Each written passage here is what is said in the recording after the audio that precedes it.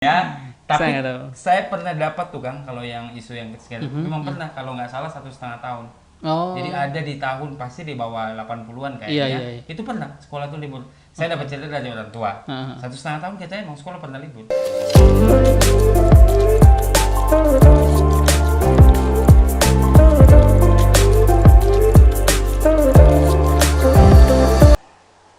Assalamualaikum warahmatullahi wabarakatuh. Waalaikumsalam warahmatullahi Hai wabarakatuh. guys, Halo. kali ini kita kedatangan tamu yang sangat spesial. Waduh.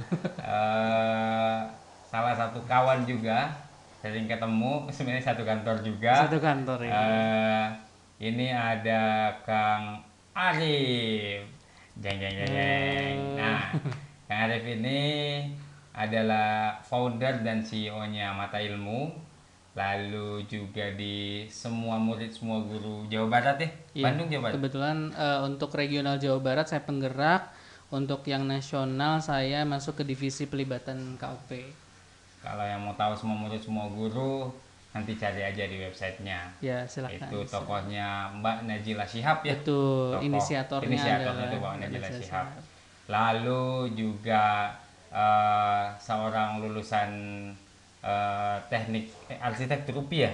Iya, sebenarnya saya nggak ini Mbak, saya nggak bisa bilang saya lulus, Pak. Oh, Tapi sudah biasa. ilmunya dapat lah. Orang-orang sukses sudah biasa melakukan itu. Nah, kali ini kita mau ngobrolin beberapa hal yang menurut saya juga emang sebenarnya cukup penting, dan menurut saya juga Kang Arif ini punya kapabilitas untuk Waduh. paling tidak berpendapat. Iya. Kan, kapabilitas untuk berpendapat. Kalau beropini gitu. mungkin Jadi, masih oke, beropini, tapi berpendapat kalau gitu. ngasih solusi dan Ya. lain saya belum tahu. Betul.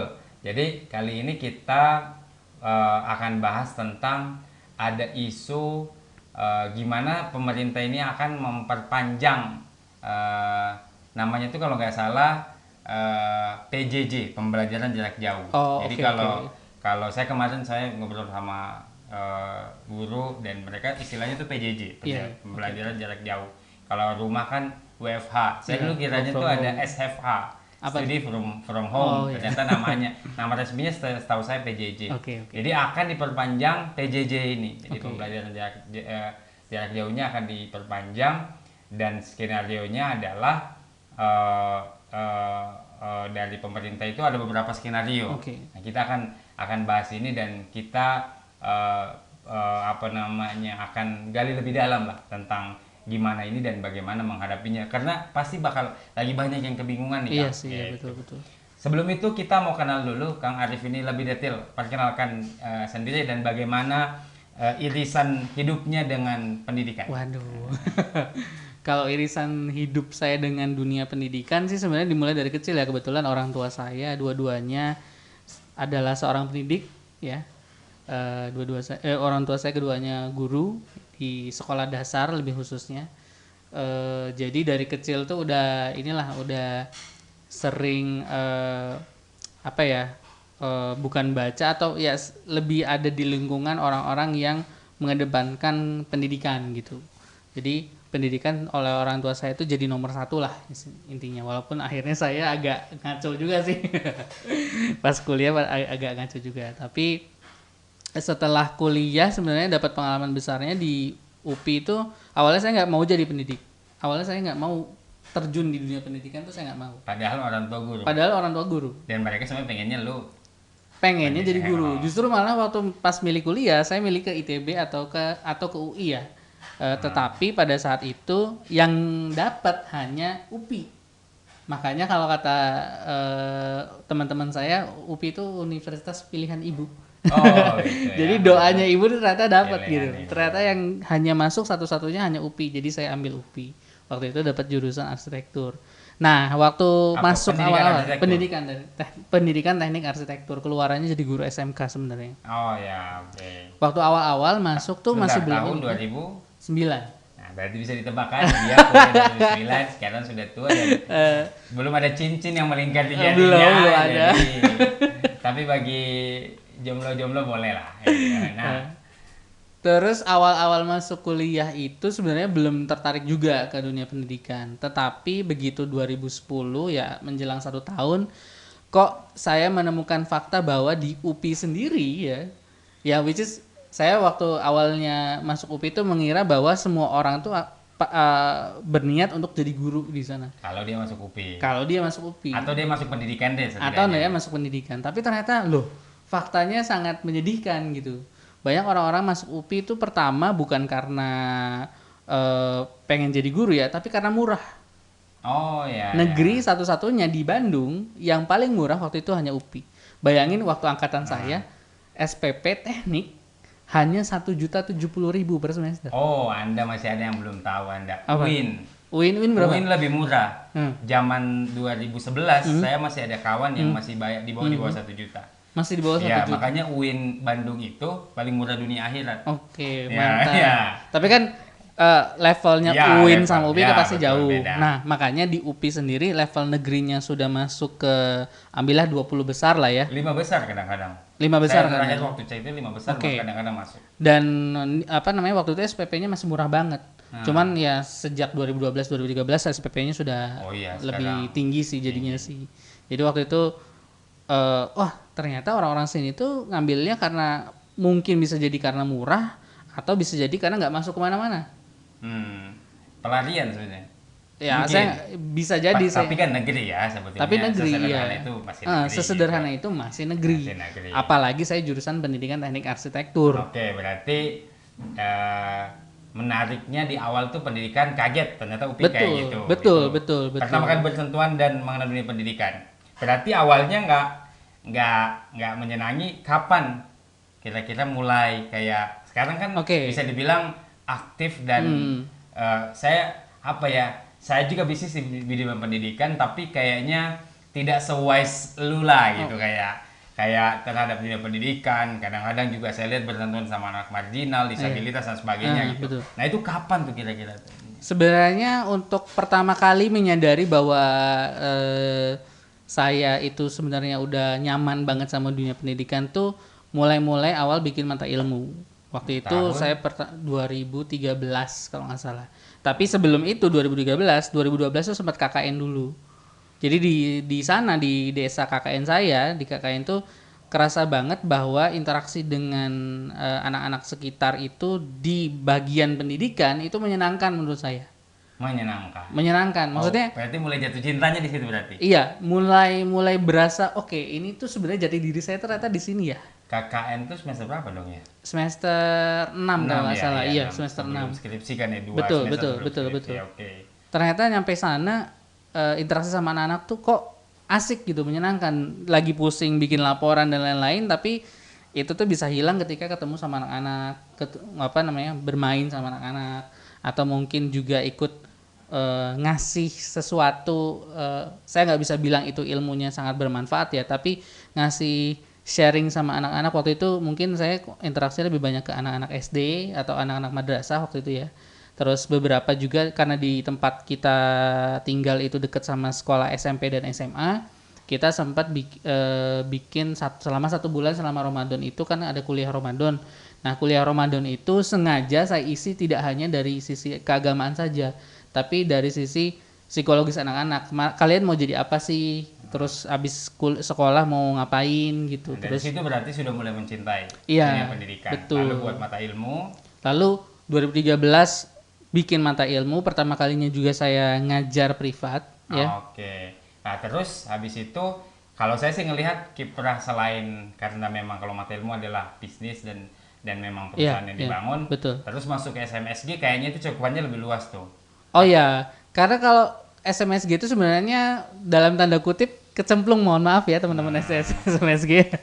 Awalnya kecemplung dulu, mungkin ada yang nonton. Berarti kecemplung tidak sengaja. Tidak sengaja awalnya. Mungkin ada Kang Acat kalau nonton pasti tahulah sejarahnya waktu 2018 tuh mau bikin pesta pendidikan.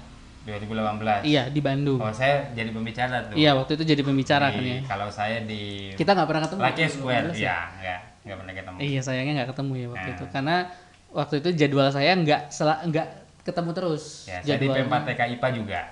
Sementara saya waktu itu di Cimahi lagi. Berarti 2018 masuk SMSG. Iya awalnya tuh nggak sengaja tuh karena ngelihat saya pikir H-30 sebelum pelaksanaan pesta pendidikan semuanya sudah diatur, saya tinggal datang sebagai mata ilmu waktu itu sama Vicky juga, founder mata ilmu juga. Oh tadinya diundang pembicara gitu? Enggak, datang tuh sebagai ini tuh acara pesta pendidikan tuh mau tahu doang sih. Acaranya kayak gimana sih? Kalau saya bisa bantu join, mau deh saya bantu gitu. Karena sebelumnya saya udah pernah ketemu sama Ibu Najila Shihab juga di Jakarta, ada acara lah.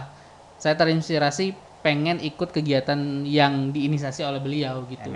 Pengen tahu, ya pengen tahu kontribusi pendidikan yang beliau maksud tuh dalam bidang apa sih gitu. Akhirnya gabung di panitia itu. Akhirnya gabung dan secara tidak sengaja juga saya jadi koordinator di sana karena ternyata di 30 hari, Hamin 30 hari itu masih agak sedikit berantakan ya. Saya diminta Kak Arif coba atur bagaimana supaya teman-teman bisa berkoordinasi dengan baik. Waktu itu Kang Acet juga meminta saya langsung. Nah dari situ berarti ya mulai banyak Iya, dan betul, pendidikan. Nah itu betul. berarti jadi kalau kita lihat backgroundnya panjang juga ya, Panjang, dari panjang, awalnya panjang. mungkin juga ada yang kecemplung, awalnya bahkan tidak menyenangi. Sebenarnya bisa dibilang 2 kali kecemplung dong ya, kecemplung di UPI. Iya betul. Terus juga betul. bisa jadi juga di KKN itu awalnya nggak kepikiran kayak gitu, Iya, kecemplung betul, KKN. betul. Ketiganya adalah kecemplung juga di SMSG. dan itu malah memperkuat sebetulnya Iya, betul. jiwa mendidik, lalu terjun ke social planner dan Iya sebagainya. betul. Nah kita balik lagi ke tema nih Kang. Jadi kalau kita lihat bahwa tadi itu ada pemerintah itu mau membuat beberapa skenario. Nah menurut Kang Arif tuh yang Kang Arif tahu gimana sih skenario ini yang Kang Arif tahu? Seingat saya setelah saya baca-baca di beberapa portal berita tuh ada 3 skenario ya. Yang pertama ya memang kita berharap juga pandemi ini segera selesai. Yang pertama tuh skenarionya positif. Kalau skenario ya optimis. Berarti ya sesuai jadwal di awal Juli biasanya kan sekolah awal tahun sekolah dimulai, paling telat-telat pertengahan Juli lah. Juli ya betul. Tahun kemarin kalau nggak salah awal di bawah tanggal 10 ya mungkin sekitar tanggal 10 sampai tanggal 15 gitu untuk tahun ini gitu. Itu untuk optimisnya. Ya, optimisnya. Optimis berarti ya berjalan seperti biasanya. Bulan Juli. Bulan Semuanya Juli. anak-anak balik lagi ke sekolah. Anak-anak balik Itu lagi ke skenario sekolah. pertama. Terus kalau skenario kedua sebenarnya ada skenario untuk memperpanjang apa tadi namanya PJJ, pembelajaran jarak jauh. Dengan cara menggunakan platform media belajar. Sebenarnya kan kalau kemarin kan udah di TVRI ya, udah ada TVRI, terus beberapa startup juga termasuk bisa ya berkontribusi ya, entah itu Zenius, entah itu Ruang Guru gitu ya, dan bahkan didukung oleh BUMN yang ngasih kuota gratis buat anak-anak. Bahkan kemarin saya lihat websitenya IndiHome aja udah ada paket belajar untuk anak-anak dengan harga murah banget dan itu tuh didukung semua sama pemerintah, BUMN juga gitu. Jadi sampai akhir tahun belajar akan seperti demikian, seperti PJJ dulu yang gitu. Sekarang. Iya, yang seperti sekarang. Iya, yang seperti sekarang. Skenario kedua, yang ketiga?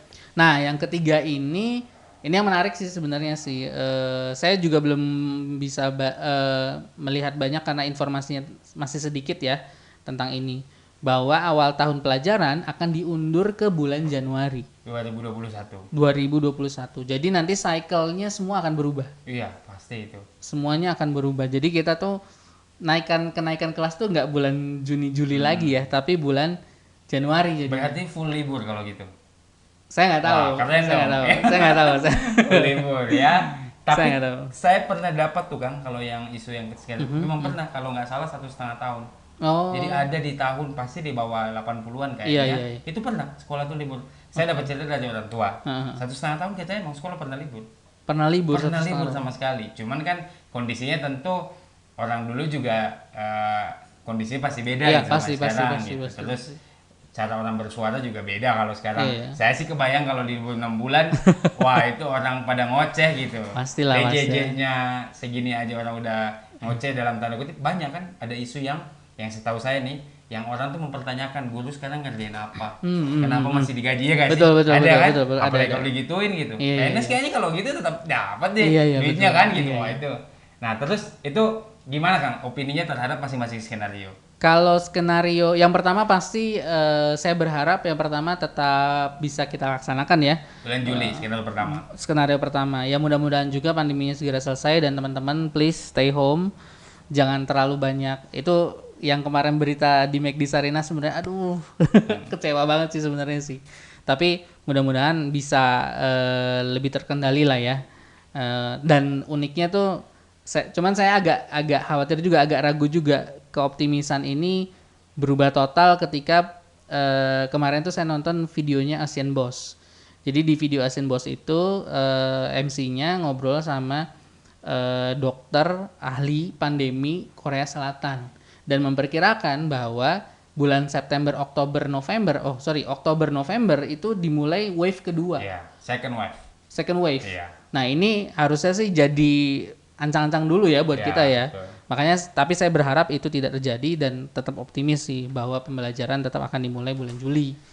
Terus untuk yang kedua sebenarnya saya pikir masalahnya hanya resources ya. Fasilitas ya. Karena beberapa daerah kan otomatis ada beberapa daerah yang nggak bisa akses listrik apalagi internet gitu. Nah ini mungkin kalau skenario 2 ini akan dilaksanakan ya otomatis pemerintah harus bekerja dengan keras untuk menyetarakan akses tersebut. Dan itu harus dari sekarang. Pasti harus dari sekarang. Juli, agak kalau Juli paling telat misalnya 15 Juli deh.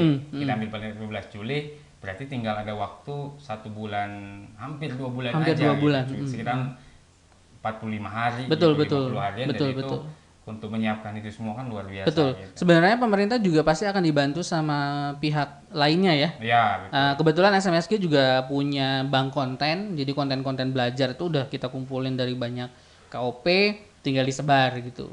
Sementara kalau misalkan dari teman-teman SMSG sendiri, distribusinya juga memang itu yang jadi tantangan terberat. Bentuknya ya buat apa kita. tuh bang kontennya SMS gitu? Kita sih punyanya kalau yang standar yang biasa, kalau kemarin saya belum ngecek bentuknya apa, tapi yang pasti itu bentuknya video-video pembelajaran. Oh, video pembelajaran. Dari ini Budi, dari teman-teman startup-startup yang pembelajaran juga banyak gitu. Jadi banyak banget konten-konten belajar yang bisa diakses oleh orang-orang. Mungkin tinggal diramu kali ya. Betul, dari betul. SMS siapa, dari startup yang lain apa, betul. Yang lain apa. Dan pasti ada penyesuaian dari kurikulum pasti. Karena kurikulum kan elemennya banyak ya, dari mulai pembelajarannya, alat-alatnya dan lain-lain sampai ke masalah evaluasi. Sementara kalau misalkan PJJ ini berlangsung ya akan ada gap untuk evaluasi karena kita nggak bisa bikin ujian, nggak bisa bikin ulangan gitu ya.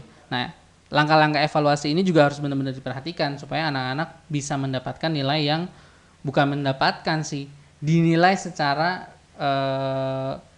baik lah walaupun dengan kondisi PJJ ini gitu. Maksudnya penilaiannya valid gitu maksudnya? Betul. Iya. Berarti kan penilaiannya bukan penilaian yang poin-poinnya sangat detail, tapi bisa jadi penilaiannya hanya penilaian yang objektif utamanya dulu aja gitu. Bisa jadi gitu. Oke. Kalau yang ketiga, opini skenario yang ketiga. Kalau yang ketiga menurut saya ya, kalau skenario 3 yang akhirnya dipilih, persiapan pada skenario 2 tetap harus dilakukan. Harus tetap ada langkah-langkah untuk itu. Cuman waktunya lebih panjang aja. Jadi lebih agak relax, bukan relax sih sebenarnya sih. Lebih agak punya waktu untuk bisa mempersiapkan yang lebih baik lagi kemudian hari, walaupun nantinya Januari baru dimulai dan belajar seperti biasa juga, tapi kan pembelajaran jarak jauh juga sekarang udah jadi new normal ya.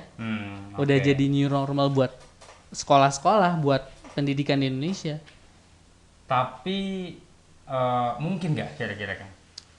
Saya percaya bisa, mungkin atau tidaknya mungkin banget. Tapi saya percaya kita bisa melakukan hal itu ya, karena alhamdulillahnya khususnya di kota besar akses internet udah merata, walaupun nggak semua kota-kota di Indonesia punya akses internet yang baik ya. Terus juga bank konten udah banyak, distribusinya tinggal masalah distribusi aja. Kalau yang libur, maksudnya kayak bayangkan orang libur 6 bulan gitu. tiba-tiba semuanya jadi atlet Mobile Legend kan? Nggak ada tiba-tiba gitu. Ada misalnya. Bisa Karena jadi, kan bisa jadi. diliburkan itu artinya nggak ada yang namanya sepak bola yang orang bisa. Saya Betul, kayak betul, orang betul. pengalihannya kayak yang lain gitu. Betul, betul. Karena juga social distancing pasti dan sebagainya gitu. Jadi semuanya tetap di rumah gitu, tapi nggak belajar, semuanya jadi YouTube dan sebagainya. Nah itu mungkin nggak sih kan? Chance-nya mungkin masih lebih kecil dari 25% ya. Iya, mungkin PJJ maksudnya kayak gini sih kalau menurut saya, kayak gap orang untuk tidak belajar apa ya, teratur tidak belajar itu Iya, kayaknya iya. di tengah pemerintahan yang sifatnya betul-betul apa ya, sudah keterbukaan kayak gini gitu. Iya, Kayak iya. pemerintah bertanggung jawab sama pendidikan, Iya, iya. kalau dilepas tuh apa jadi apa Betul, gitu. betul, betul, betul. Atau juga mungkin ada orang takutnya mengira bahwa jangan-jangan dimatiin terus supaya orang jadi lesnya di platform tertentu atau yang tertentu, juga orang bisa jadi mikir gitu Iya dong. sih, Kalau iya ternyata udahlah kita libur aja, sebenarnya kan ngajarinnya ngarahin untuk ke platform tertentu kan, itu Iya, juga iya. bisa jadi polemik Sebenarnya kan. sih kalau misalkan memang skenario 3 ini atau nanti awal tahun dijadikan sampai bulan Januari diundur ya, itu terjadi, harapan saya bukan cenderung pada pemikiran orang, oh nanti platform ini yang dapat untung, platform ini yang bukan itu sih. Menurut saya sih harusnya bukan ke sana. Tetapi orang tua punya kesempatan untuk bisa berinteraksi lebih banyak di pendidikan mereka gitu. Karena selama ini kan kita tahu bahwa orang tua tuh menyerahkan anaknya ke sekolah. Ya, saya nonton video kamu juga ya. Kayak orang tua tuh kayak udah Iya. masukin sekolah terbaik, ya udah silakan gitu, tanggung jawab untuk pendidikan kayak udah selesai gitu. Padahal tanggung jawab orang tua tuh jauh lebih besar daripada hanya masukin ke sekolah terbaik gitu. Sip. Terakhir nih Kang, kalau dari skenario 2 dan 3 apa sih yang orang tua harus persiapkan? Sebenarnya pasti untuk orang tua pasti fasilitas perlu disiapkan. Walaupun nantinya saya yakin akan dibantu juga oleh beberapa pihak ya, baik dari pemerintah maupun pihak swasta. Tetapi di rumah bisa saja orang tua menyiapkan kebiasaan yang baik. Ketika belajar dari rumah ini jadi sebuah kewajiban, maka saya nggak tahu apakah orang tuanya nanti tetap bekerja atau tidak ya, tetapi akan lebih baik kalau dari sekarang ya anak-anak sudah terbiasa untuk oke, jam segini sampai jam segini kamu belajarnya walaupun online tapi masih bisa terkendali gitu. Ini yang sulit sih dikendalikan, apalagi sekarang nggak ada kontak sama guru ya, guru nggak bisa ngawasin ya, karena guru taunya anak-anak ada di layar, oh ada mukanya, nggak tahu ternyata pakai rekaman doang, banyak kan yang kayak gitu kan video kemarin kan. Iya. Ternyata cuma pakai foto doang ditampilin gitu ya di depan kamera, padahal anaknya main game atau apa gitu. Jadi pasti pembelajaran itu nggak efektif banget, dan ini adalah orang tua harus punya peran lebih di sini di pembelajaran ini. Terus untuk guru-guru yang pasti cara-cara untuk ininya juga sih, untuk menyampaikannya harus lebih interaktif, walaupun PJJ tadi ya, walaupun nggak ketemu sama siswa-siswanya atau murid-muridnya, tapi harus bisa lebih interaktif lagi gitu untuk bisa attention mereka kan kecil ya, attention span-nya ya, jadi harus benar-benar bisa lah meramu media pembelajaran lebih baik. Ini berat ya sebenarnya, berat itu dan berat, dan waktu persiapannya kita menghadapinya tuh singkat gitu. Itu sebetulnya salah satu yang jadi betul. poin, karena waktunya singkat banget gitu. Waktunya Coba singkat banget, betul. Kalau ada waktu dan kita udah ada alarm sejak dulu kalau Banti bakal gini, dan masalahnya kan itu nggak ada gitu.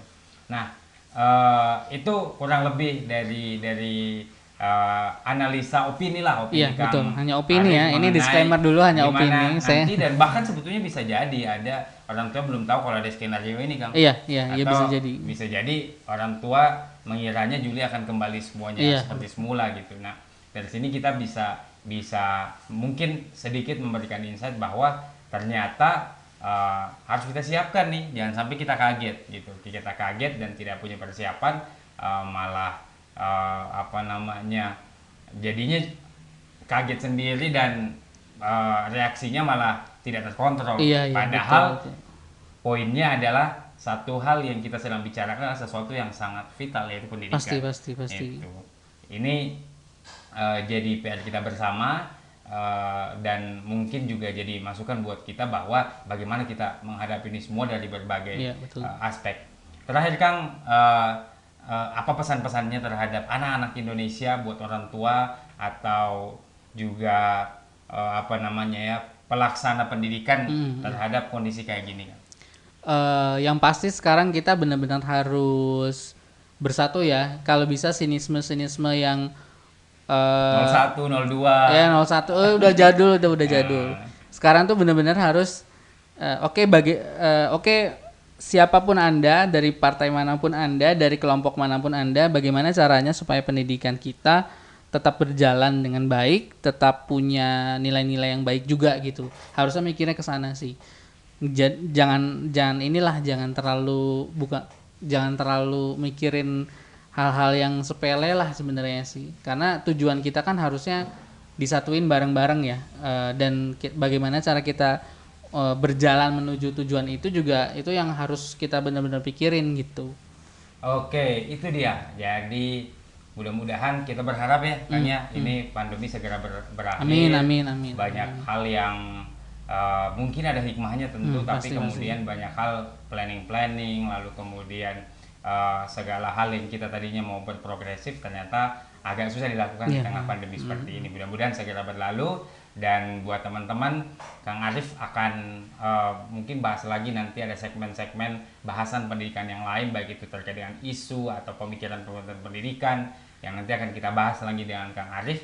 Teman-teman juga boleh bertanya di bawah tentang isu yang kita bahas atau menyarankan konten-konten tentang pendidikan, nanti kita akan bahas dengan Kang Arif. Mudah-mudahan bisa memberikan satu sudut pandang yang lain. Kalau banyak ahli pendidikan yang lebih tua, lebih senior dari kita, bisa jadi kita dari sudut pandang yang lebih milenial, yang lebih juga mewakili mamah-mamah muda, yaitu papa-papa muda yang kemudian sedang menghadapi isu ini untuk para anaknya, ponakannya, atau saudara-saudara sendiri. Terima kasih sudah menonton. Jangan lupa tinggalkan komentarnya di kolom komentar, like, komen, dan subscribe. Mudah-mudahan kita akan berikan konten lagi yang seperti ini yang bermanfaat untuk teman-teman. Terima kasih. Assalamualaikum warahmatullahi wabarakatuh. Waalaikumsalam warahmatullahi wabarakatuh.